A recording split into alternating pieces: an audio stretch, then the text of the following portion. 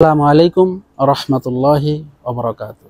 আমি আপনাদের মাঝে কিছু এটাকে গল্প বলতে পারেন বা আপনি এটা হয়তো আপনার জীবনের সাথে পুরোপুরি মিলে যেতে পারে।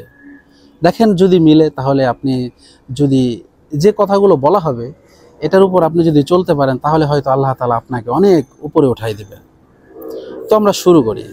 অনেকে প্রশ্ন করতে পারে যে বান্ধবীদের সাথে একসাথে রেস্টুরেন্টে খেতে গেলে আমরা যে সাগর ক্যারেক্টারটা জানি সেই সাগরের ধর্ম পালনে কি অসুবিধা হইতো। হ্যাঁ, সাগর হয়তো আসতে পারতো, খেতে পারতো, আর বান্ধবীদের সাথে হই হুল্লোড় মাতিয়ে নিজের সময়টাকে পার করতে পারতো। তারপর বাসায় গিয়ে ঘুমিয়ে পড়ে ফজরের সালাতেও হয়তো সে যোগ দিতে পারতো। এই কাজে সাগরকে বাধা দেওয়ার মতো কিন্তু কেউ ছিল না। কিন্তু সাগরের কাছে ইসলাম মানে শুধু নামাজ পড়া, রোজা রাখা বা তসবিহ গণনা করা নয়। তার কাছে ইসলাম মানে পরিপূর্ণ একটা জীবন বিধান। নামাজ, রোজা আর জিকির আজকার এটা তো আছেই। সে কিভাবে হাঁটবে, কিভাবে সে বসবে, কিভাবে সে খাবে, কিভাবে ঘুমাবে, এই সমস্ত কিছুই সেই বিধানে উল্লেখ করা আছে। ইসলাম যেহেতু সে কিভাবে খাবে আর কিভাবে ঘুমাবে এটাও বলে দেয়, সে কার সাথে মিশবে, কার সাথে মিশবে না, সেটা কি ইসলাম তাকে বলবে না? অবশ্যই বলবে।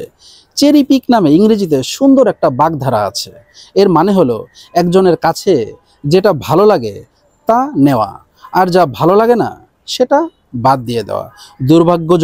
দুর্ভাগ্যজনক হলেও সত্য যে আমাদের অধিকাংশের কাছেই আজকাল ধর্মটা এই চেরি পিক করার মতোই একটা বিষয় হয়ে গিয়েছে। আমাদের যা ভালো লাগছে সেটা আমরা মানছি, আর যা ভালো লাগে না সেটা আমরা বাদ দিয়ে দিচ্ছি।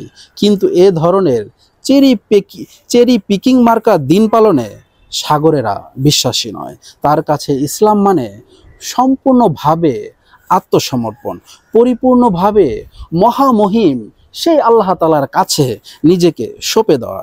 সদ্য দিনে প্রবেশ করা সাগর বুঝতে পেরেছে বান্ধবীদের সাথে বসে খাওয়া, খোশ গল্পে মেতে ওঠা, আনন্দ উল্লাস আর হইচই করার মতো বিষয়গুলো ইসলাম সমর্থন করে না।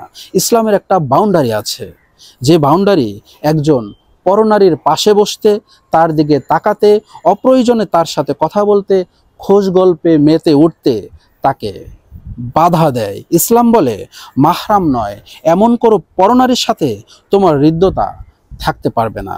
তার সাথে চলন বলন, তার সাথে উঠা বসা, যাওয়া আসা, কোথাও ঘুরতে যাওয়া, খোশ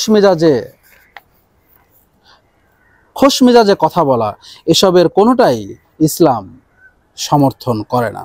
মাহরাম নয় এমন পুরুষের সাথে আপনার মাখামাখি এটা কোনো সম্পর্কই হতে পারে না। তার সাথে কথা বলা, বসে আড্ডা দেওয়া, রেস্টুরেন্টে বা বাইরে ঘুরতে যাওয়া সেটা তো বহু দূরের কথা। ইসলাম কোনো পরনারীকে সালাম দিতে পর্যন্ত নিরুৎসাহিত করে। এর কারণ নারীর মোলায়েম কণ্ঠস্বর অপর প্রান্তের পুরুষের মনে ভালো লাগা তৈরি করে দিতে পারে, যার পরবর্তী ফলাফল গড়াতে পারে অনেক দূর। আল্লাহ তাআলা আমাদেরকে আমল করার তৌফিক দিক। আসসালামু আলাইকুম।